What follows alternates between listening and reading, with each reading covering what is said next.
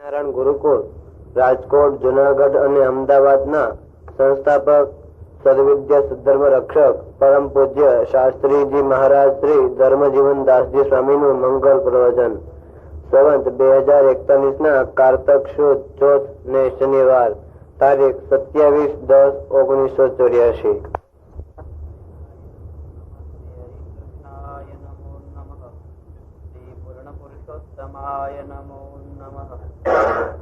સ્વામિનારાયણ હરે સમુદ્ર 874 ના માક્ષર સુધી પૂનમ ને દિવસ શ્રીજી મહારાજ શ્રી ગઢડા મધ્યે દાદા ખાચર ના દરબાર માં વિરાજમાન હતા અને સર્વે શ્વેત વસ્ત્ર ધારણ કર્યા હતા અને પોતાના મુખારવિંદ ની આગળ સાધુ તથા દેશ દેશ ના હરિભક્ત ની સભા ભરાઈને બેઠી હતી।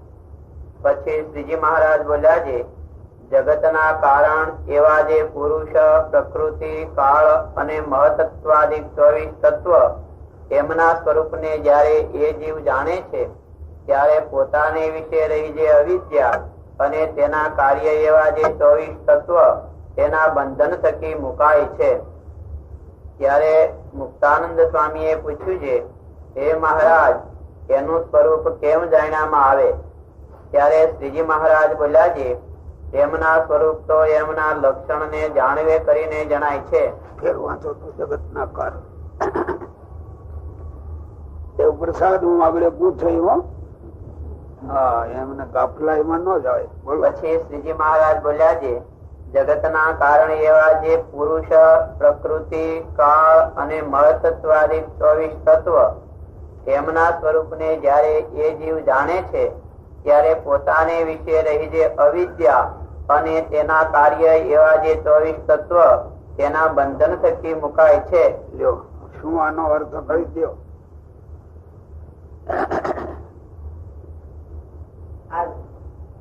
ભગવાને સૃષ્ટિ કરી એમાં આ બધા કારણભૂત તત્વો છે અને એમાંથી આ સૃષ્ટિ થઈ છે તો એના લક્ષણ ને જાણે તો એના બંધન થકી મુકાય છે। બધા તત્વો જો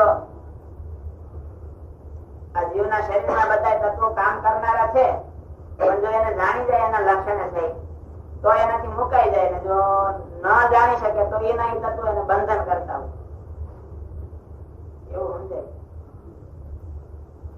શું કહ્યું? તમારે તો વાંચન હોય ને થોડું? આ તો બહુ અઘરું છે, ઊંડું છે વચનામાં।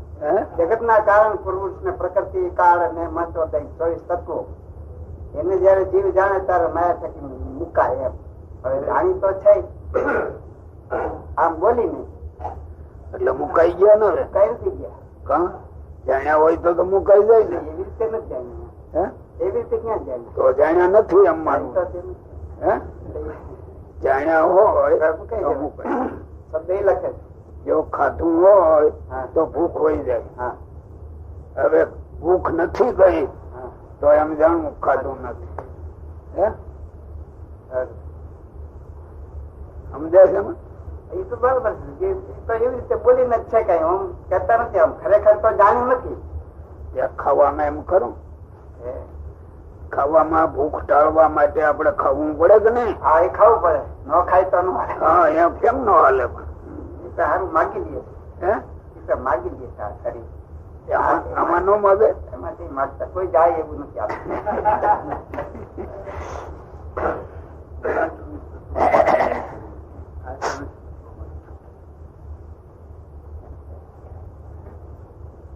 શું જોશું ભાઈ? પેલા 24 તત્વોને જાણવે કરીને પેલા 24 તત્વોને જાણવે કરીને પેલા મહતત્વ આદિક ના એ 24 તત્વોને જાણવે કરીને અજ્ઞાન રૂપી જે 24 તત્વો આ શરીરમાં ભર્યા છે એનાથી એ છૂટે એમ કહ્યું। તો આ અજ્ઞાન રૂપી કેમ ને પેલા જ્ઞાન રૂપી કેમ? આ કારણ છે ને આ કાર્ય છે। એ મૂળ છે ને એ કારણ કહેવાય અને કાર્ય રૂપે આમાં બેઠા છે। આપણે કાર્ય ની હારે સંબંધ છે, કારણ ની હારે નથી। પણ કારણ ને જો જાણો તો આ કાર્ય થી છૂટું પડી જવાય એમ કે છે।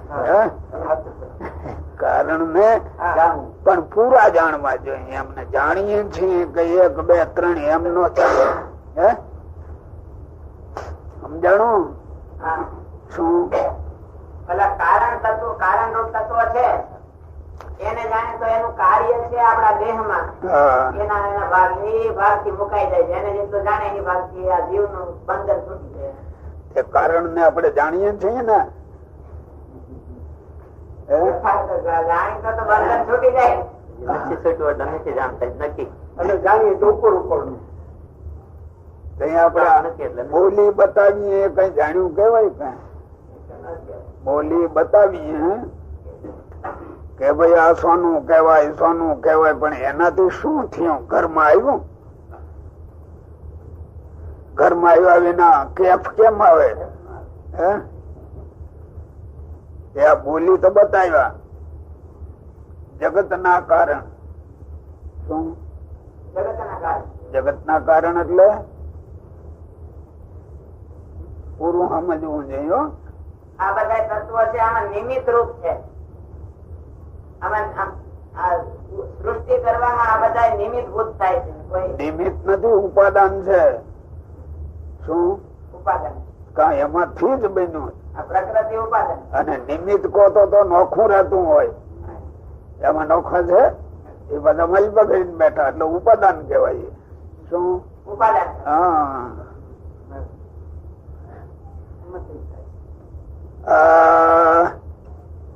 તમે એક ઘરેણું હોનાનું બનાવો, પેલા હોનાનો ટુકડો હોય, એમાંથી બને છે ને, એમાંથી બન્યું એટલે એ ઉપાદાન કહેવાય, નિમિત્ત નહીં. નિમિત્ત હોની, કારણ હોની માંથી ઘરેણું નથી થતું. ઘરેણું થાય છે ઓલા હોના માંથી. એ ઉપાદાન કહેવાય. ત્યાં જગત ના કારણ જો કહ્યું એવા કોણ?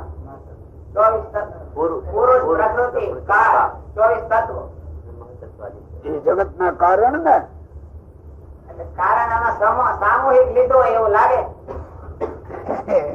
એ સમજવું જોઈએ ને. પ્રકૃતિ જે ઉપાદાન કારણ રૂપ પોતે થાય અને કાળ તો નિમિત્ત કારણ થાય. પુરુષ એ નિમિત્ત કારણ થાય. શું કહ્યું? એમાં લે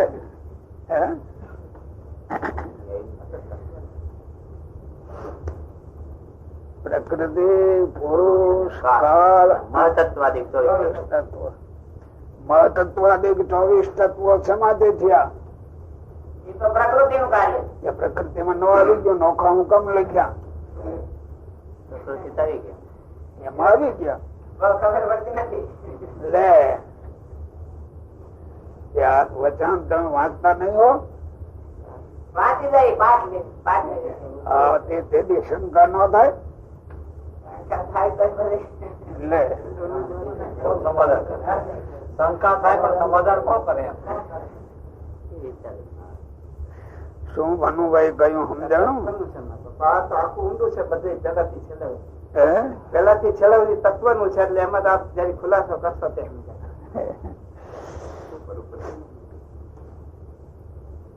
તો પ્રકૃતિ એટલી કેમ ન કહી? જો પ્રકૃતિ માંથી થયું તો પ્રકૃતિ એકલી કેમ ન કહી?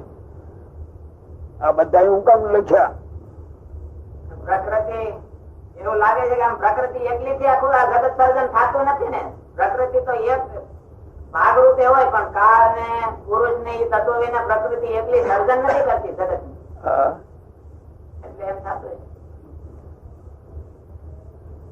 પ્રકૃતિ ઉપાદાન કહેવાય, કાળ અને પુરુષ એ નિમિત્ત કહેવાય. અને મહતત્વાદિક બોલો, લ્યો હાલો. એ શું કેવાય? સ્થિર થઈ ગયા.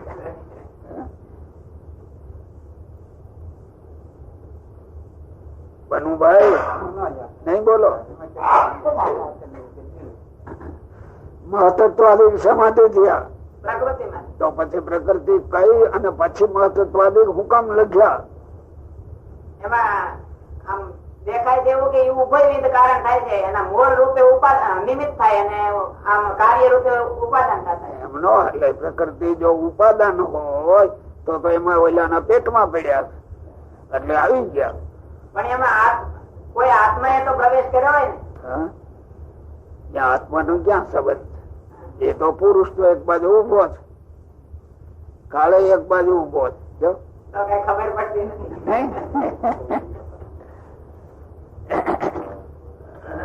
પ્રકૃતિ, પુરુષ, કાળ અને મહત્ત્વાદિક 24 તત્વો ખરું.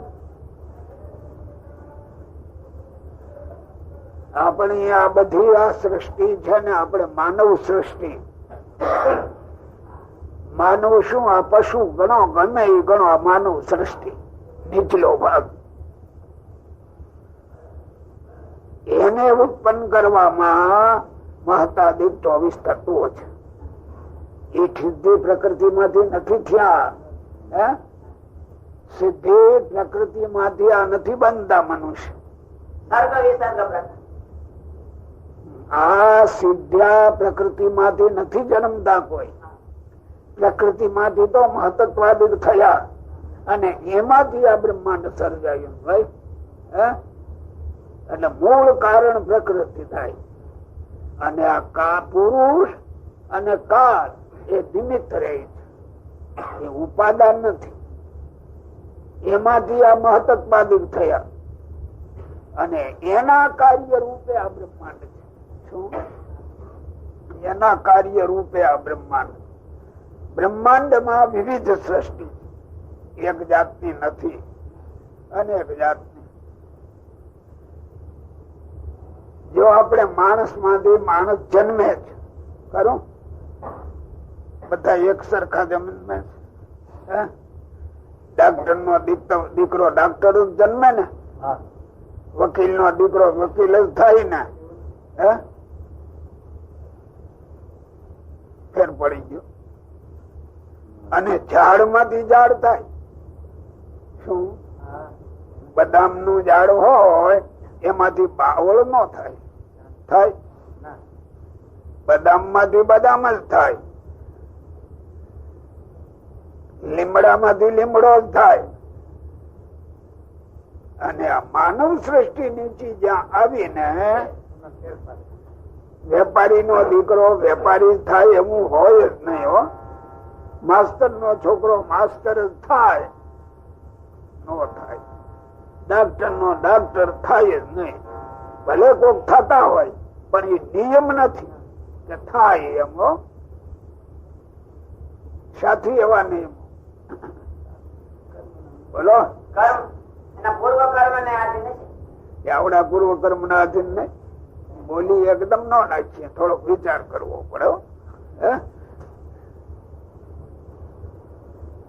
દેખાય કઈ?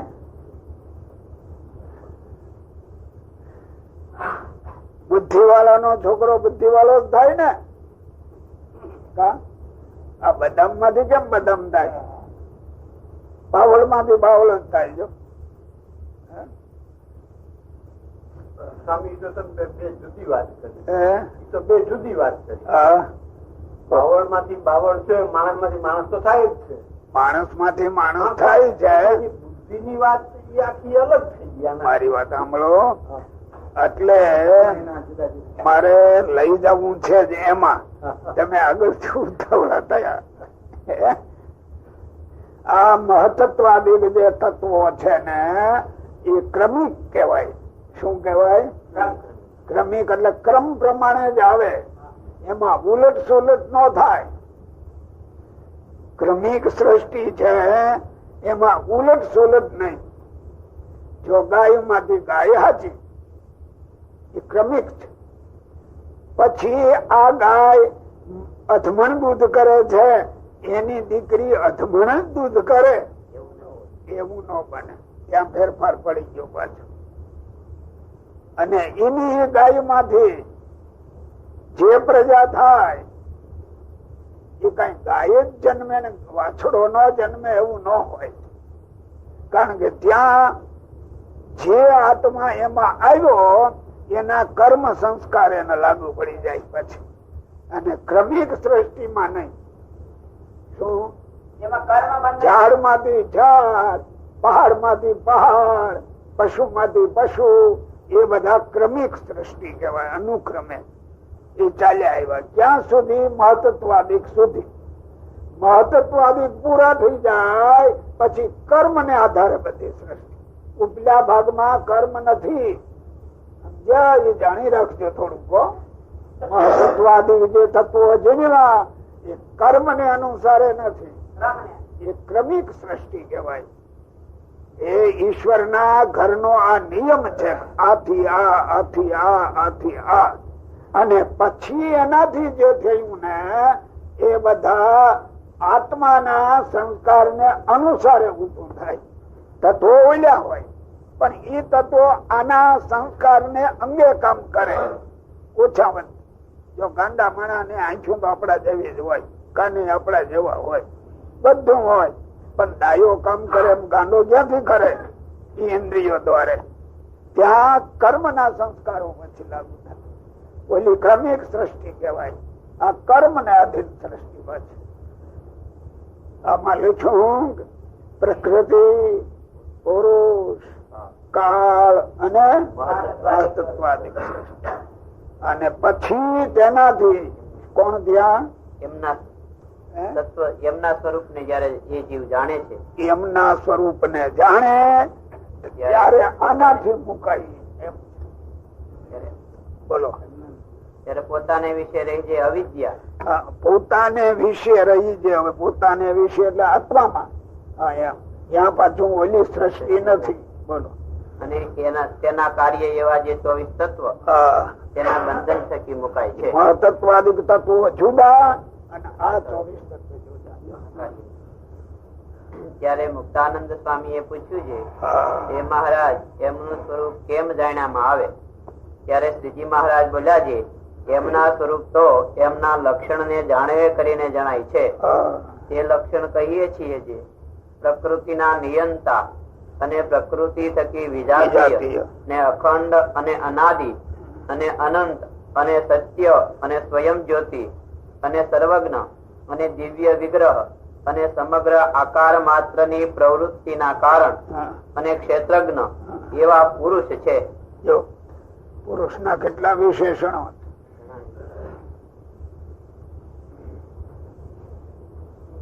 સમજાણા બધા. બોલો. પુરુષ કોણ? પુરુષ વાત થઈ ને જેમાંથી આ નિયંતા જે સર્વના આ ઉત્પત્તિના કારણમાં જે પ્રકૃતિને પુરુષ વાત થઈ. પ્રકૃતિ અને પુરુષ. એ પુરુષ કેવો છે? તો જેટલા ભગવાન ના વિશેષણ એટલા એના છે. લ્યો પણ દેખો. પ્રકૃતિના નિયંતા અને પ્રકૃતિ થકી વિજાતીય. વિજાતી એટલે શું? એ આપણને કોઈ કઈ શબ્દ સાંભળીને કઈ આશ્ચર્ય થતું નથી. આશ્ચર્ય પ્રકૃતિના નિયંતા, પ્રકૃતિ થકી વિજાતી એટલે પ્રકૃતિ નો કોઈ ધર્મ એમાં નથી. અહીં વિજાતી કહેવાય. વિજાતી કેમ કહેવાય? માણસ અને પશુ એ વિજાતી છે. વિજાતી સાથી આના અવયવ આના જેવા નથી, આના અવયવ આના જેવા નથી, આની રીત ભાત આની રીત ભાત કોઈ એક નો હોય તો વિજાતી કહેવાય. ત્યારે પુરુષ અને એ બે માં આટલું અંતર છે. અને અખંડ, અખંડ અને અનાદિ અને અનંત, અનંત અનંત અને સત્ય, સત્ય અને સ્વયં જ્યોતિ. સ્વયં જ્યોતિ એ કોઈને આધારે પ્રકાશવાન નથી. પોતે સ્વયં જ્યોતિ અને સર્વજ્ઞ. સર્વજ્ઞ એ કોઈ વસ્તુ એનાથી કઈ પણ અજાણે નહીં. એટલે ભગવાન ના વિશેષણો છે એટલા બધા એને લાગુ પડે. પેલા સાથે લાગુ પડતા હશે. બોલો. આ સમસ્ત જે સૃષ્ટિ છે એના મૂળ કારણ ભગવાન છે. અને એના પ્રતિનિધિ રૂપે બધું આ પ્રકૃતિ માંથી સર્જન ની અને પાલન ની જવાબદારી બધી એને સ્વીકારી છે. એટલે ભગવાન જેટલા જ ગુણો એમાં છે. સાથી પણ આવ્યા એનામાં આવ્યા સાથી.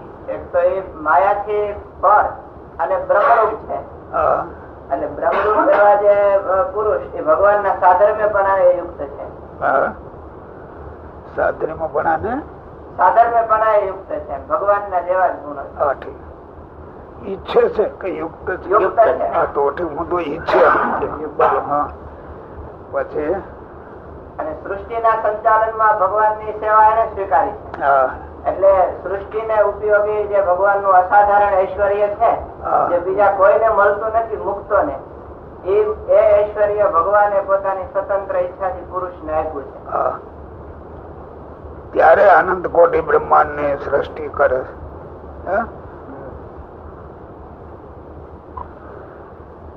બરાબર ને.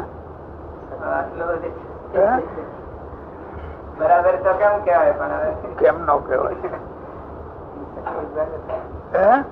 શક્તિ દ્વારા થાય એમ ઉત્પત્તિ.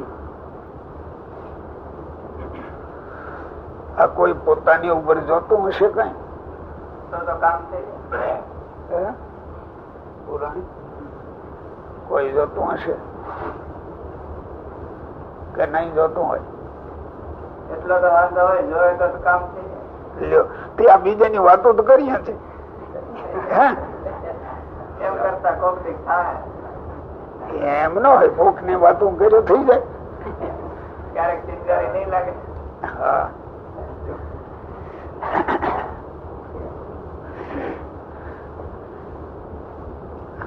આ પછી તો વાંચવાનું છે. બુદ્ધિ પહોંચે એવું નથી. બુદ્ધિ પહોંચે. જો માણસ ની બુદ્ધિ ન પહોંચે તો લખ્યું ખોટું પડે. પણ પહોંચાડવા પ્રયત્ન કરનારા ઓછા એમ કેવાય. બુદ્ધિ ન પહોંચે એમ ન કેવાય. જીવ એવો ગફલ છે કે પહોંચાડવા પ્રયત્ન જ કરતો નથી. સમજાય છે એમાં? બોલો બોલો. એ પુરુષ એટલા બધા આમ કે તૈયાર છે. બ્રહ્માંડ સ્વામી લખ્યું છે પરમ પુરુષ તવ દ્રષ્ટિ પામી. ભગવાન ની જે દ્રષ્ટિ બ્રહ્માંડો સર્જવા માટેની જે એના હેતુઓ રહ્યા છે એને એ આમ ઈશારાથી સમજી જાય છે. એટલા તમે બધા સમજી જાવ છો ને બરાબર? એ અમને ખબર જ હતી એવું આવશે. પણ હું તો સમજી જાઉં છું ને તમારા ઈશારા ને.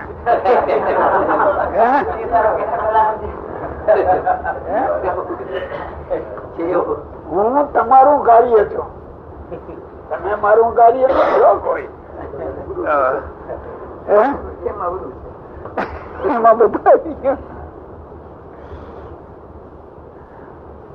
ભગવાન આમાં તો આવો પણ આવવું જોઈએ.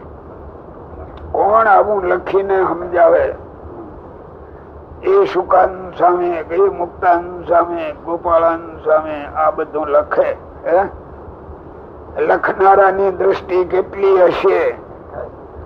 આપણે એક નાનકડો 4 લીટીનો લેખ લખવો હોય તો નથી લખતા. એ જુઓ કેટલા નીચે છે. એનું કઈક તો મનમાં સમજે હોવ. તે વાતું કરીએ એટલે આવડા રાજી થાય. એમાં આપણને સંતોષ મળી જાય કે આપણે ખરેખરા થઈ ગયા. કા ખેલ કરવામાં, કામ કરવામાં નહીં હો. ખેલ કરવો એ જુદો છે અને કામ કરવું એ જુદો છે. જો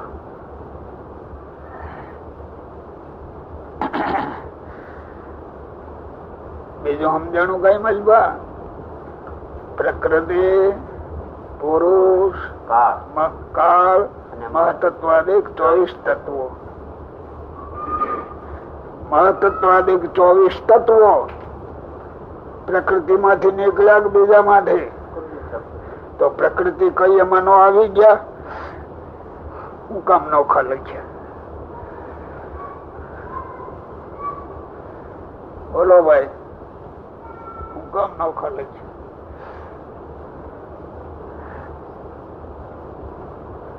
અને જાણે તો અહીંયા મુક્ત થવાય તે આપણે મુક્ત તો કઈ થવું નથી ને, એટલે કઈ બહુ દાખલો કરવાની જરૂર નહીં. આ નકામું આ છોડી દેવું, હા આ મળ્યું એ છોડાય? છોડવું તો પડે ને, પણ છોડવું પડશે, ન છોડાય તો. પણ છોડવું પડે તો આવડવા જાણવું પડે, જાણ્યા વિના છોડાય ને. મારો પ્રશ્ન સમજ્યા દેવ પ્રસાદ?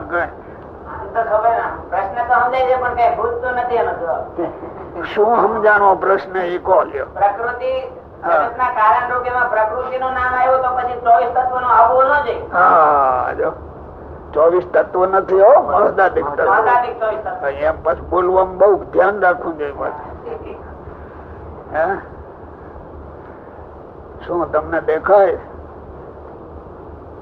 નિયમ શાસ્ત્રી શું છે કે એક શબ્દ થી પતતું હોય તો બીજો શબ્દ મૂકે નહીં શાસ્ત્ર. જો એક થી ન પતતું હોય તો જ બીજો શબ્દ મુકાય છે. ત્યાં અહીંયા બીજા શબ્દો મૂક્યા મહદાદિક. પ્રકૃતિમાંથી નીકળ્યા છે, છતાં એટલાથી સંતોષ ન થયો ત્યારે મહદાદિક ને નોખા લખ્યા. અને પછી શું લખ્યું? જો મહદાદિક ના તત્વ ને જાણે ત્યારે શું થાય? જીવને વિશે રહી જે અવિદ્યા. તેને વિશે? જીવને વિશે હા અવિદ્યા અને તેના કાર્ય એવા જે 24 તત્વ તેના બંધન થકી મુકાય. તેના બંધન થકી મુકાય છે. ક્યારે મુકાય? આવડા ને જાણે ત્યારે. હવે આવડા ને જયારે જાણ્યા, જે જાણવા જેવા છે એ ઉપલા ભાગમાં છે, એ નીચલા ભાગમાં નથી. મહદાદિક 24 તત્વ એ સૃષ્ટિ પછી નથી થયા. શું સૃષ્ટિ પછી નથી થયા? સૃષ્ટિ પછી તો બ્રહ્માંડો થયા છે. એ બ્રહ્માંડો અને મહદાદિક તો એની પેલા પડ્યા છે. અને મુકાવું છે કે નથી? આ 24 તત્વો અવિદ્યા અને 24 તત્વ ના કાર્ય. એટલે એનાથી મુકાવું છે. એ આને જાણીએ ત્યાર પછી મુકાય. એને જાણે એટલે તરત એની તૈયારી થાય. અને જાણ્યા વિના તૈયારી કેમ થાય? આ મહદાદિક તત્વોને જાણવા તો અવિદ્યા અને અવિદ્યા કાર્ય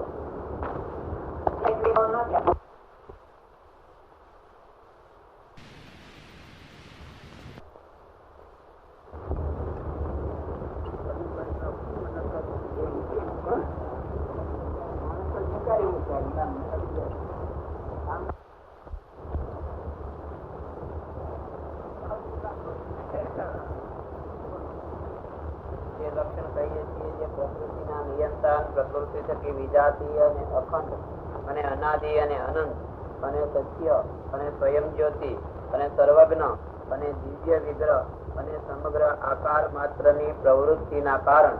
આકાર માત્ર ની પ્રવૃત્તિ ના કારણ અને સર્વજ્ઞ એવા પુરુષ છે. આકાર માત્ર ના કારણ નહીં, પ્રવૃત્તિ ના આકાર માત્ર ની પ્રવૃત્તિ ના કારણ. એમાં કઈ નોખું પડતું હશે? બોલો ભાઈ. પણ કોણ નિરાંતે કઈ વિચાર આગળ કર્યા ન હોય? આ જરૂર નું નહીં ને.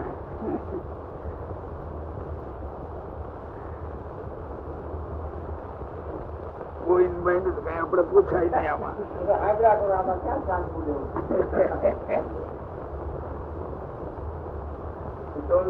વિચાર સમજાવતા હતા તો પછી એમાં તો હરફ ની હિન્દ્રી આવે. ત્યાં તો હરફ હિન્દ્રી આમાં શું સાંભળવું? આમાં કઈ ન મળે. એવું છે. એના કરતા રામાયણ વાંચો. એવું જ આવે. આકાર માત્ર નું કારણ તો પ્રકૃતિ દેખાય છે અને આ તો એની પ્રવૃત્તિ માં કારણ છે. એના મૂળ કારણ નથી. એટલે શું થયું? પ્રકૃતિ છે, પ્રકૃતિ માંથી આકાર સર્જાય, પણ જો એ પ્રકૃતિ ના આધીન થતા પુરુષ ન હોય તો એકલી પ્રકૃતિ આકાર સર્જન ની પ્રવૃત્તિ કોઈ રીતે કરી શકે નહીં. એટલે જે પ્રકૃતિ માંથી આકારો સર્જાય છે એ અધિષ્ઠાતા પુરુષ ના નિયંત્રણ થી સર્જાય છે. પ્રવૃત્તિ ના કારણ આકાર માત્ર ની પ્રવૃત્તિ ના કારણ એ પુરુષ છે. આકાર માત્ર નું કારણ પ્રકૃતિ, આકાર માત્ર ની પ્રવૃત્તિ ના કારણ પુરુષ છે. હવે એ પુરુષ અનંત આત્માઓના આત્મા છે. શું? અનંત આત્માઓના આત્મા છે. એ બધા પાછો બેઠો છે પુરુષ.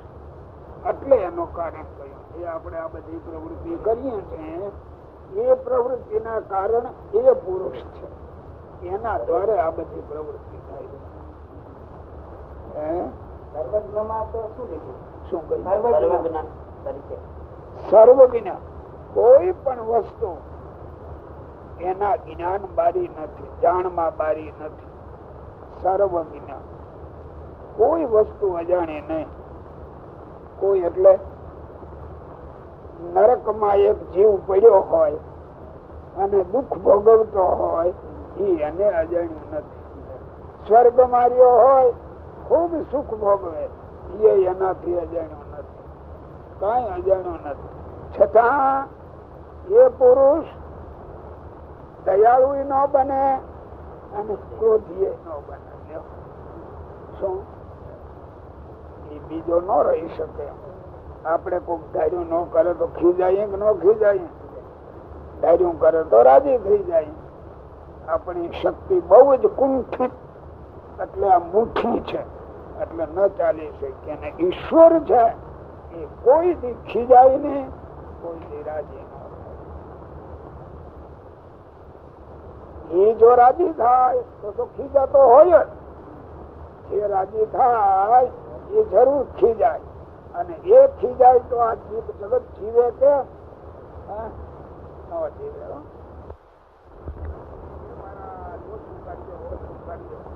તમે તમને એટલી રાડિયું પાડો ને એ કરતો હોય એમ જ કરે.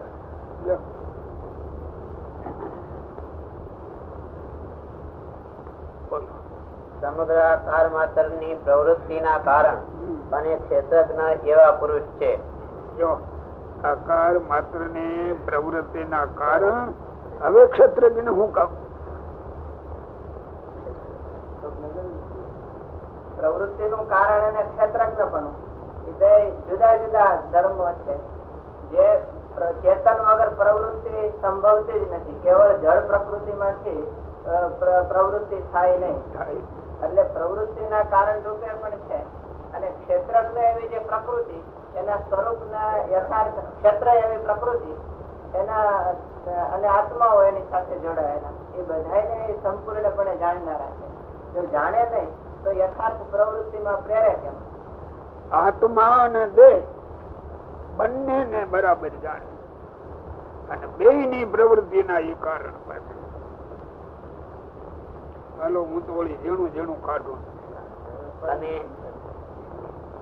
અને જે પ્રકૃતિ છે એ ત્રિગુણાત્મક છે અને જળ ચિદાત્મક છે અને નિત્ય છે અને નિર્વિશેષ અને મહદાદિક સમગ્ર તત્વ અને જીવ માત્ર તેનું ક્ષેત્ર છે અને ભગવાન ની શક્તિ છે અને ગુણ સામ્ય અને નિર્વિશેષ ક્ષેત્ર સાથે કહ્યું હશે. કારણ વાસના એ સહિત અનેક જીવો એના ઉદરમાં પડ્યા છે. ધરતીમાં જેમ બિયારણ પડ્યું છે એમ અનેક બીજો અનાદિકાળ થી જીવાત્માઓ એના ઉદરમાં પડેલા છે. એટલે એમ નહીં, એને વિશે કહ્યું. શું શબ્દ લખ્યો? જીવ માત્ર તેનું ક્ષેત્ર છે. આ જીવ માત્ર તેનું ક્ષેત્ર છે. કોણ? પ્રકૃતિ. પ્રકૃતિ. કોઈ જીવ માયા બારો છે જ નહીં, એના ખોળામાં હવ રમે છે, એમાં જ છે. ગાલો બધું બહુ ઝીણું છે. ભગવાન ની શક્તિ છે અને ગુણ સામ્ય અને નિર્વિશેષ એવી જે માયા એનો જે ક્ષોભ કરે છે તેને કાળ કહીએ. એ શું કહ્યું તમે વાંચો છો ને?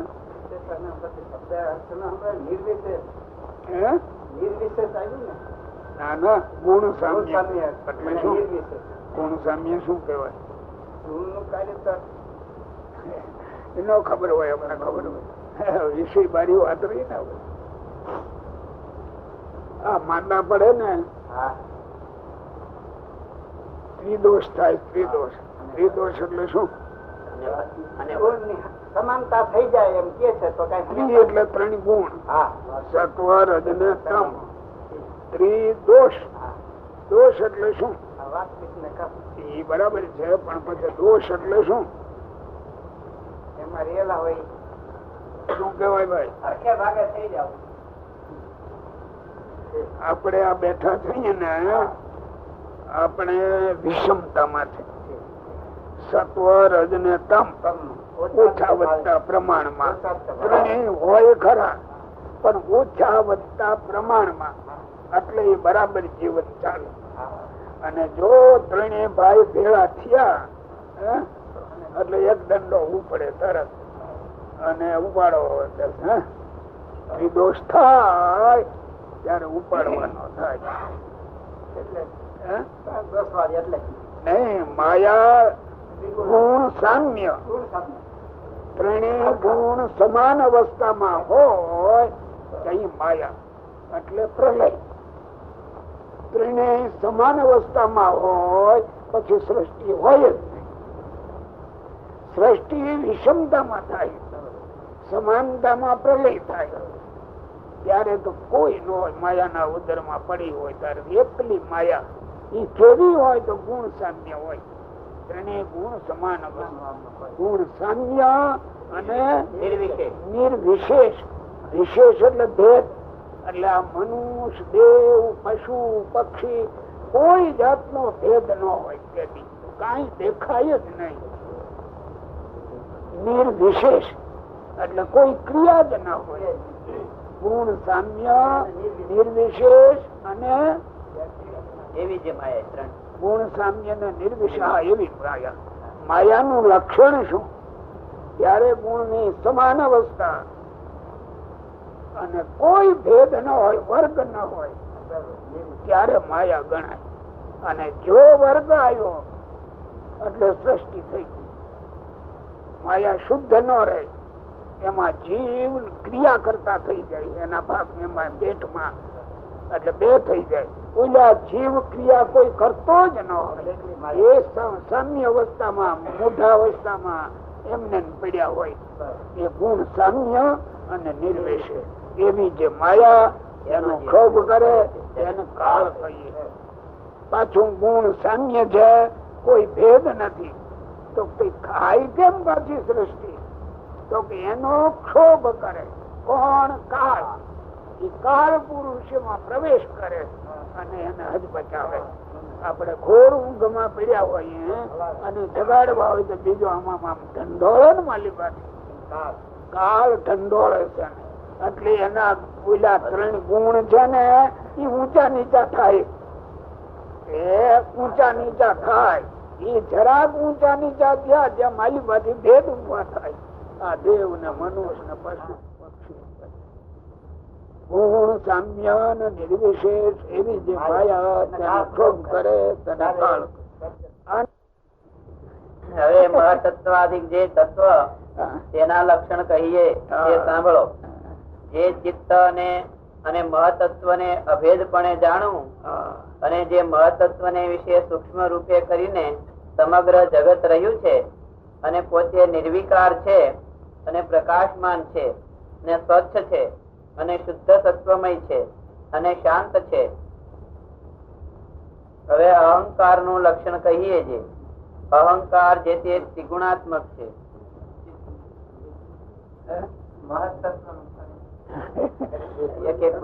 એટલે મને દેખાતું તમે ગામમાં કઈ હાલે એવું નથી. આગળ હે? થોડું થોડું સંતો સમજે ને અમે તો કઈ પછી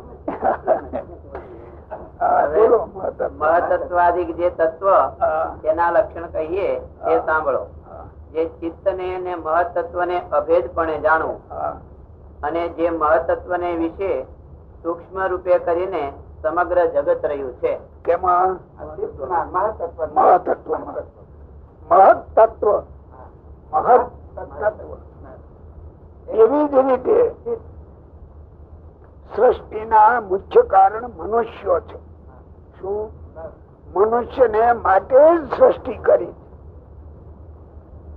દેવને માટે, પશુ પક્ષીને માટે સૃષ્ટિ નથી. સૃષ્ટિ કેને માટે? મનુષ્ય માટે. દરેક સૃષ્ટિના પદાર્થો એને માણસ ભોગવે છે. શું? મનુષ્ય દરેક નો ભોગતા છે.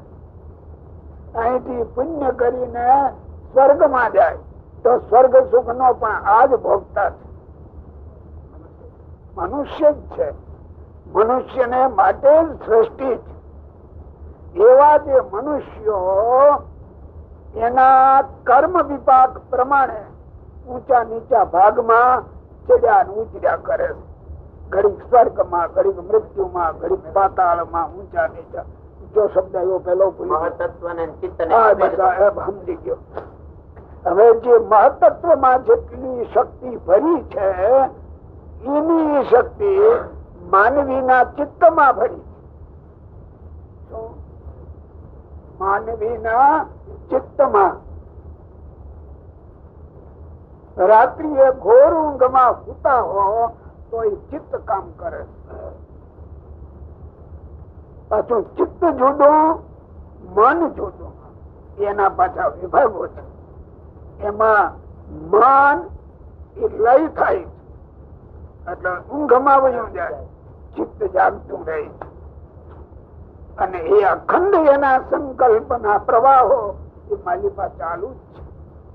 એમાં કોઈ કોઈ પ્રવાહ ક્યારેક સ્વપ્ન ભાગમાં ક્યાંક જરા ભાસ દેખાઈ જાય, પણ એ ચિત્તને વિશે આખું જગત ભર્યું.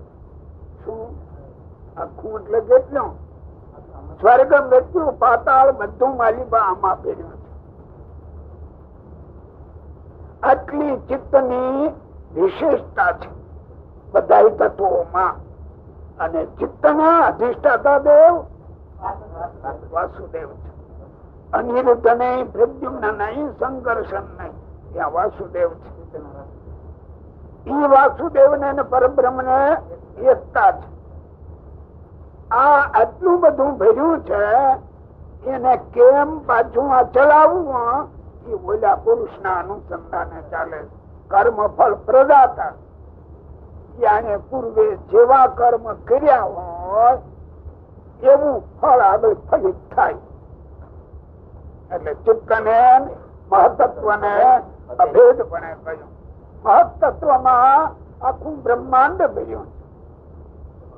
મહતત્વમાં આખું બ્રહ્માંડ, ચિત્તમાં આપણી વ્યક્તિ પૂરતું આખું જન્મ મરણ નું માળખું, લક્ષ 84 ગર્ભવાસો જે હોય એ બધું ચિત્તમાં ભર્યું છે.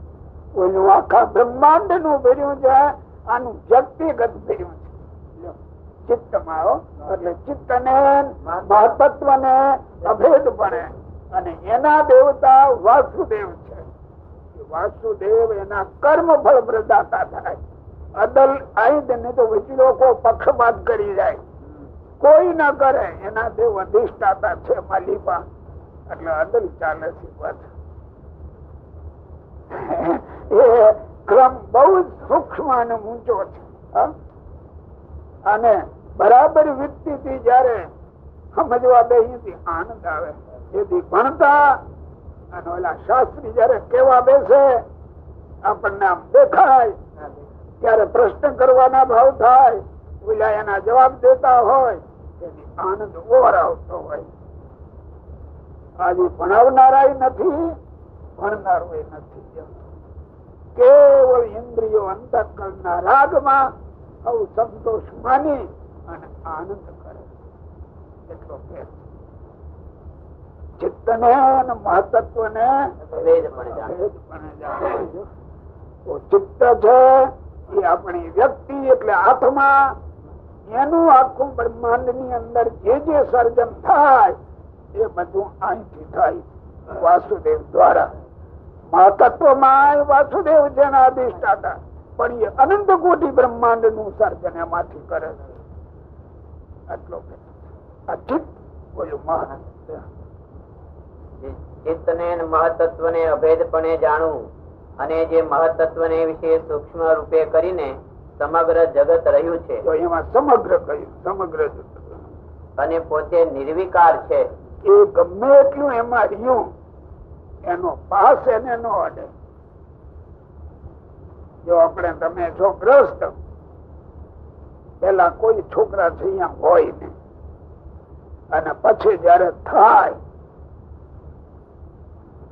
પછી તમે જગત માંથી છૂટા પડીને અહીંયા રોકાવ છો. જ્યાં કોઈ નહોતું ત્યાં લગી જગત બધું દેખાતું, પછી જગત ઓછું દેખાય, અહીંયા દેખાય. એમાં જો કયા કરો થયો કઈ કામવા વાળો એટલે વળી હાવ તમે આમાં આવી જાવ પાછા. જો આમાં આવ્યું બોલો. અને પોતે નિર્વિકાર છે અને પ્રકાશમાન છે અને સ્વચ્છ છે અને શુદ્ધ સત્વમય છે અને શાંત છે. શુદ્ધ સત્વમય એટલે રજતમ ના ભાગ વિના. હવે અહંકાર નું લક્ષણ કહીએ છીએ. જે અહંકાર જે તે ત્રિગુણાત્મક છે, પોતે ત્રિગુણાત્મક છે અને ભૂત માત્ર, ઇન્દ્રિયો, અંતઃકરણ, દેવતા અને પ્રાણ એ સર્વેની ઉત્પત્તિ નું કારણ છે. કોણ? અહંકાર. અહંકાર માંથી દેવતા થયા. જો વિચાર કર્યો કોઈ બી? આમાં કોઈ વિચાર નહીં કર્યો. બોલો. અને આમાં હરખ નથી કોઈને આવતો, એટલે ક્યાંથી વિચાર કરે બિચારા. અમે તો નાના હતા ત્યાંથી હરખ આવતો, સાંભળવાનો, જાણવાનો. આમાં બધા હરખ આવતો હશે? તમે કહો આમાં.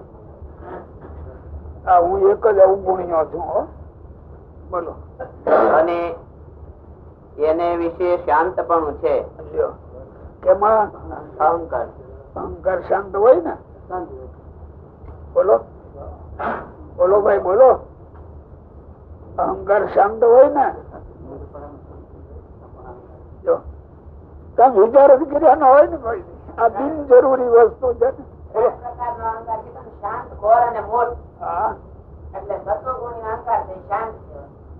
કોણ? અહંકાર ના ત્રણ ભેદ છે ને. એમાં તત્વગુણી અહંકાર તે શાંત છે.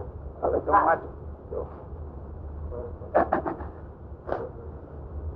એ સર્વેની ઉત્પત્તિ નું કારણ છે અને એને વિશે શાંતપણું છે, ઘોરપણું છે અને મૂઢપણું છે. હવે મન નું લક્ષણ કહીએ. હવે ઘોર કોણ કહેવાય? એમાં એક એક ગોઠવી લ્યો અને કહો છો. પાછું ઘોર કેમ કેવો એ માલિકા જાણવું જોઈએ ને. નિરાંતે કરજો. હાલો. હવે મન નું લક્ષણ કહીએ છીએ. જે મન જે તે સ્ત્રી આદિ પદાર્થ ની તે જે સમગ્ર કામના તેની ઉત્પત્તિ નું ક્ષેત્ર છે. એ મન જો અને સંકલ્પ વિકલ્પ રૂપ છે. અને સંકલ્પ વિકલ્પ માં તો જાણતા હો ને. બોલો.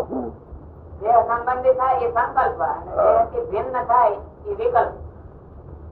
દેહાત્મ નો એકત્વ ચિંતનમ સંકલ્પ અને વિષય ચિંતનમ વિકલ્પ. સંકલ્પ વિકલ્પ રૂપ છે અને સમગ્ર ઇન્દ્રિયો નું નિયંતા છે. હવે બુદ્ધિ નું લક્ષણ કહીએ છીએ. જે બુદ્ધિ ને વિશે પદાર્થ માત્ર નું જ્ઞાન રહ્યું છે. સમગ્ર ઇન્દ્રિયોને વિશે જે વિશેષ જ્ઞાન છે તે બુદ્ધિવતે છે. અને જે બુદ્ધિ ને વિશે સંશય, નિશ્ચય, નિદ્રા અને સ્મૃતિ એ રહ્યા છે. અને શ્રોત્ર, ત્વક, ચક્ષુ, રસના, ઘ્રાણ, વાક, પાણી, પાદ, પાયુ અને ઉપસ્થ એ જે 10 ઇન્દ્રિયો તેમનું લક્ષણ તો એ છે જે પોતપોતાના વિષયમાં પ્રવર્તવું. હવે પંચ માત્રાના લક્ષણ કહીએ છીએ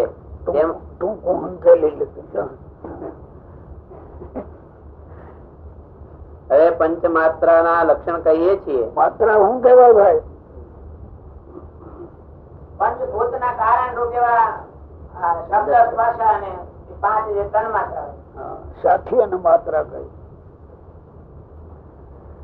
બોલો.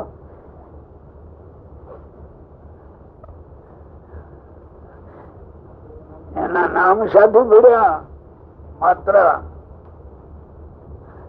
ફઈ ના પાડેલા નામ નથી. આ જગત માં પેલા ફયું નામ પાડતી ને એ નથી. આ સાથી માત્રા જે પંચભૂતો છે એની સૃષ્ટિમાં એના સર્જનમાં અહંકાર માંથી જયારે આકાશ નું સર્જન થતું હોય ત્યારે એનો વચલો ભાગ જે તૈયાર થયો એને માત્રા કહેવામાં આવે. એ તો આપણે બોલી દીધું, પણ સાથી એમ કહ્યું. બીજું નામ પાડ્યું હોત તો હાલત. પૃથ્વી છે એ સ્થૂળ છે, એમાં એનું તત્વ તો ગંધ છે. એટલે માત્રામાં ખાલી ગંધ હોય પણ પૃથ્વી નું સ્થૂળ સ્વરૂપ હોતું નથી. એવી રીતે પંચભૂત ના સ્થૂળ સ્વરૂપ ન હોય પણ એના સાર રૂપ ગુણ હોય એટલે એને માત્રા એટલે બીજો ભાગ રહી છે. બીજા સ્થૂળ ભાવ થી રહી તેમ સૂક્ષ્મ ભાવ શું થાય? આયા ક્યાં કરે?